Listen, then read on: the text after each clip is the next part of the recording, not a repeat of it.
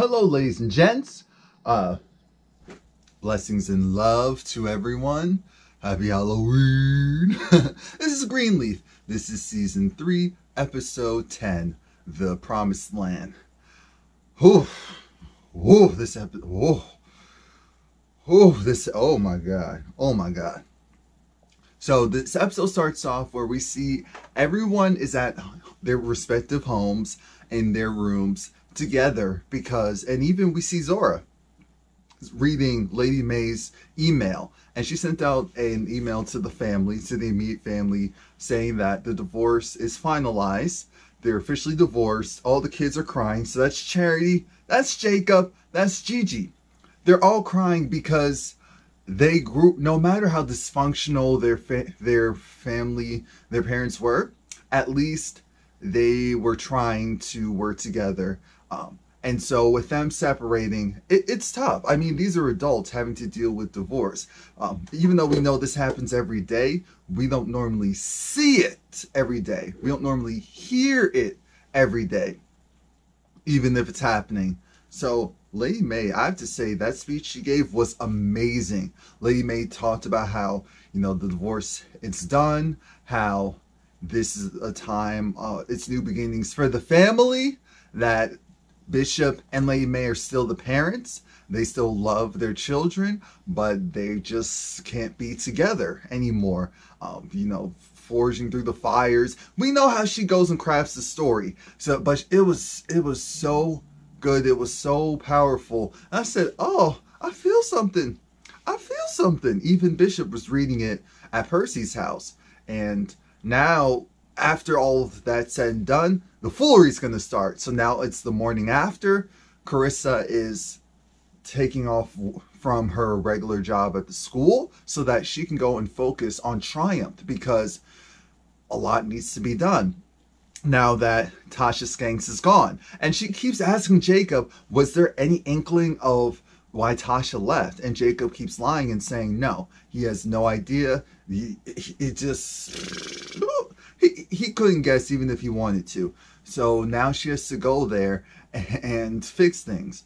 We see that the woman that Grace and Rochelle are working with for the legal fund, she comes to Calvary because she wants to drop out. And it sounds like, the prosecution got in her head again, and she's thinking about just accepting the 20 years. And that's when Rochelle has to step in, because Grace wasn't doing it. I think she realizes that, whatever Grace's motives are, maybe she's not the right person, even though she was at least someone trying to help her. That's the part that kind of irked me. So I was actually glad that Rochelle said, no, you're going to sit down. And if there's one thing I can at least say about Rochelle, she's a strong woman. She's a strong woman, and you can tell it's not a fake. It's coming from deep within. So when she told that woman, sit down, you're not going. She sat down, and then she talked about how her and her sister were in the foster care system. And that's what I told you guys like 2 recaps ago, that her and her sister were in the foster care system, and that explains why she's so passionate about this particular case and these types of cases, period. And she was saying that it was hell her and her sister went through, and she said, fight for your children, fight for your right to be a mother to your children and for your family to be whole, even if it's not perfect. Remember, this is a woman who's had a lot of losses in her life, and every time she's tried, she's literally been, kicked, stomped, beaten back down to even a lower level. So being hopeful isn't something she has much of. Then we see Maxine and Bishop talking, and it was funny because Bishop and Maxine don't like each other. It was a war of words. It was something to the effect of, oh, look at you. What are you still doing here? Oh, what are you still doing here? I mean, you're looking a little dusty. You're looking a little tired. They weren't saying that, but in their whole holier-than-thou versions of themselves, that's what they were saying. And that's when Lady May comes along, and look, they're just going to focus on She changes everything. That's what's called now. It's not a day with Lady May. It's she changes everything. Grace calls Darius, and I'm thinking, okay, what's Darius's role? Is he just Grace's helper at this point? Grace says, I think I have some information on Rochelle. And I knew the moment Rochelle went and actually told a little bit about herself, that's when things were going to go downhill for her. So I was excited for that. Now Rochelle's still at the church, and she sees Bishop. They start talking, and that's when Bishop confirms that, yes, he is divorced from Lady May. And she said, everyone knows across town in the church, everyone's talking, which that is true. That's how it works. So now she wants to invite him out to have drinks. And he says he would love that. I'm thinking, Bishop, you are so clueless. And she's so happy because her plan is slowly working. It's slowly working, and it looks like there's nothing that's going to stop it from her vantage point, from her point of view. If only she knew, though.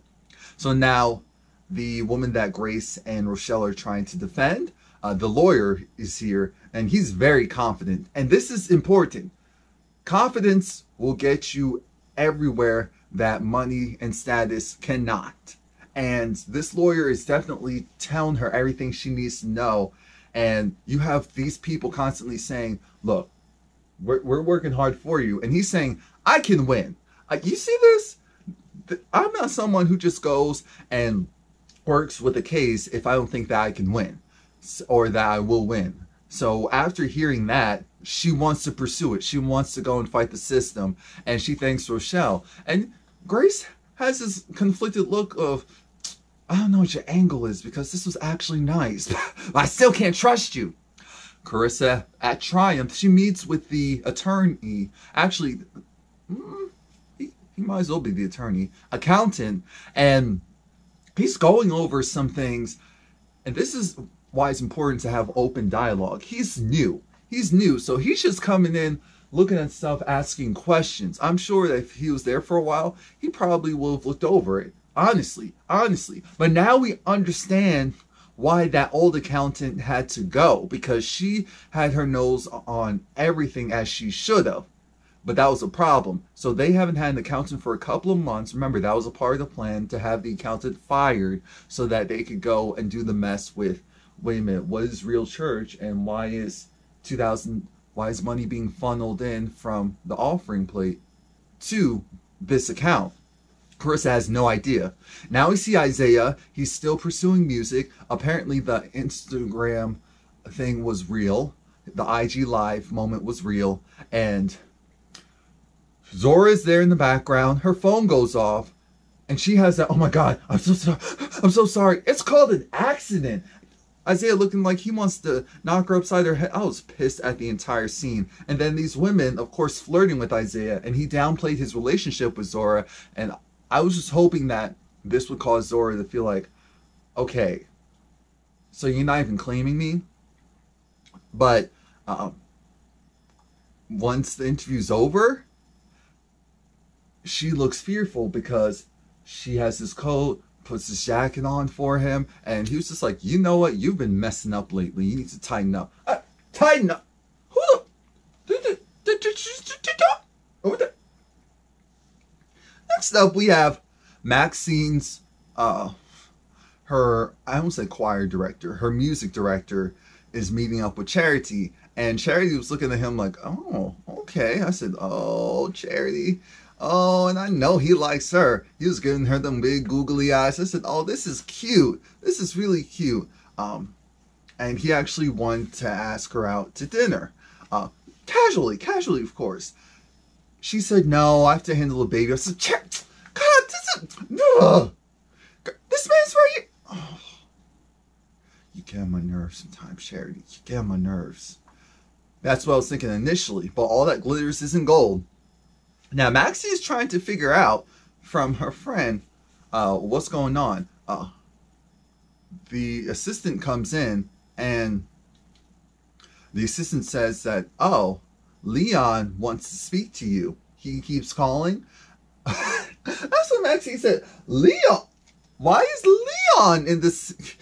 Leon. But anyway, she leaves that alone. She leaves that alone for a moment and focuses on, we need some pizzazz for She Changes Everything. We need, someone that can connect with the young people. Someone like Grace. I said, Grace? She said, yeah. Lady Mae wasn't having that. And Maxine's trying to figure out why. Why? Like, what's the problem? Well, you've always been acting funny. What is your issue with your daughter? That goes nowhere. Then we see Jacob and Carissa have a conversation about the money and what happened there. And Tasha was supposed to be looking after that. So now Carissa wants to talk to Tasha. And Jacob said, I'll handle it. No, Carissa said, I need to handle it. Switch over to Tasha's house. I'm thinking, who's paying for that house? That looks nice. Who's paying for that? That looks nice. I mean, it looks like 2002, new money, but it still looks nice. Oh, Lord. Tasha Skanks is in her Fashion Nova, in her 2014-15 Fashion Nova vest. Before Fashion Nova really became Fashion Nova. And she has the bamboo earrings in. She has her brown liquor. She's crying. And she gets a visitor. It's Rochelle. Rochelle's trying to figure out, why aren't you at work? Why are you drunk? And this is where Rochelle realizes, wait a minute. What happened? No, really, what happened? Because this isn't what I signed up. This isn't part of the plan. You need to tighten up. You need to get it together. And here goes Tasha saying, Jacob's a good man. We shouldn't be doing this. It doesn't matter. It's over. It's over. So that's when Rochelle was like, what are you talking about? Tasha was saying that, Tasha essentially sounded like she was threatening to go and just let everything fly, expose everything. Of course, that scared Rochelle, especially when Tasha was saying she doesn't even know if Basie is still alive. If Basie is still alive. And that shakes Rochelle because she realizes, oh Lord, Tasha's flying off the handle. She's crying. She's yelling. She's a brewery. Ooh. So then she calls Basie. And she tells him, we have a problem.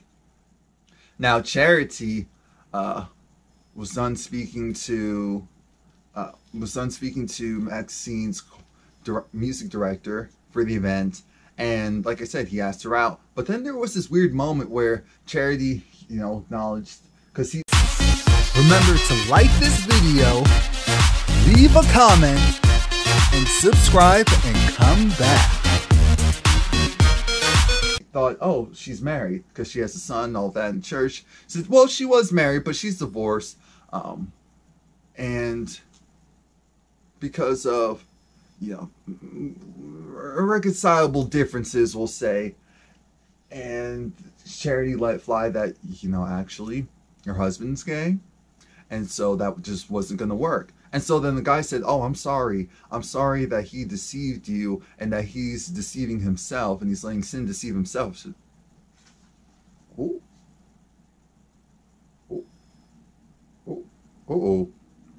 I don't know.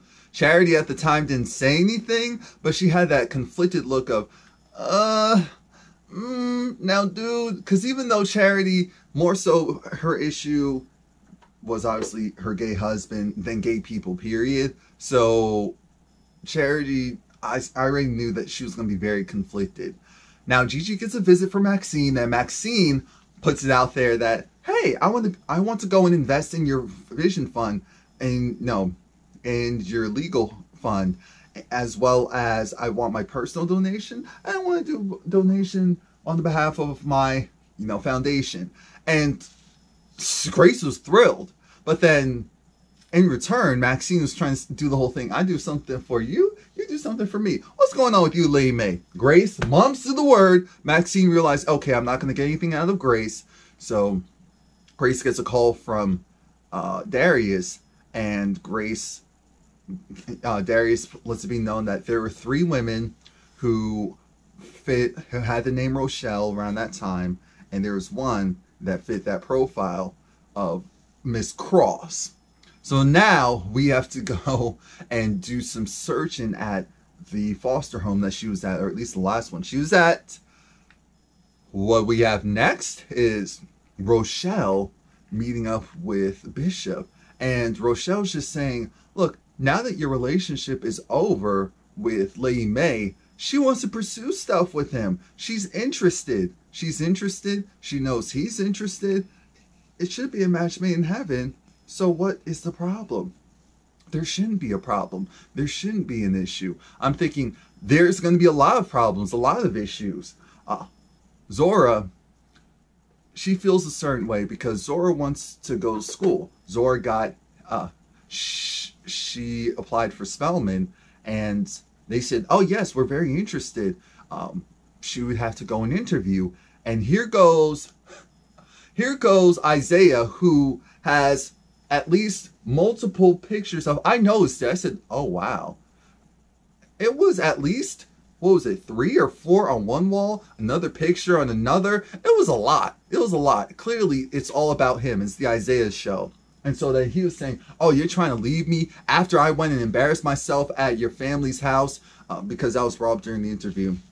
At your family's house, you're gonna go and leave me. She said, you're not even claiming me in public. So what are we doing here? And so then he steps to her. She steps back. I thought, oh, this is so sad. This is so sad. This is so sad. But he intimidates her and she stops talking. He was just like, you know, again, you need to tighten up. It's supposed to be about me. What's wrong with you? It's just so demeaning and so wrong. Now, Carissa calls Tasha, even though she shouldn't have, because Carissa's feelings were hurt. Carissa's feelings were hurt because Tasha was drunk. And Carissa said, are you drunk? Yes, she's drunk. Yes, she is drunk.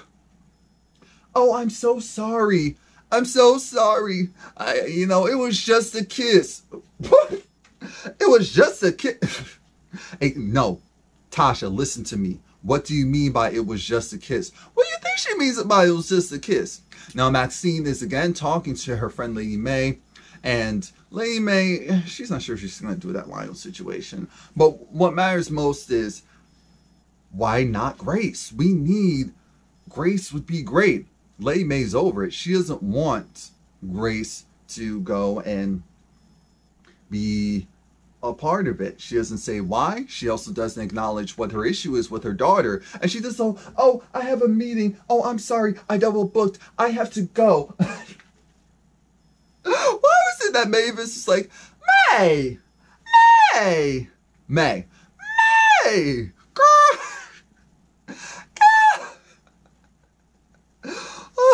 Oh, I love Patty LaBelle. I love Miss LaBelle. Now, Carissa's on the mission. She goes to Jacob's and she tells Jacob, okay, so are you going to tell me what was really going on, or are we going to have to lie? What was going on? You and Tasha. There was nothing going on. Tasha told me you kissed. It was just a kiss. So what is it? Is there nothing that's going on, or is it a kiss? It was a kiss, but that's it. Oh, that's it? Oh, so how can I trust you after you doing this? And Carissa went in her bag. Carissa said, so you allowed yourself to have a weak moment again. You disrespected me again. It was just a kiss. Just a kiss.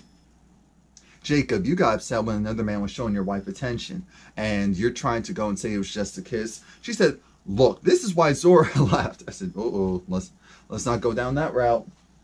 This is why Zora left, because it's about you. It's the Jacob Greenleaf show, and the man is supposed to be the pillar, the pole, the tree, the root of the family, of the household. But you're just a twig.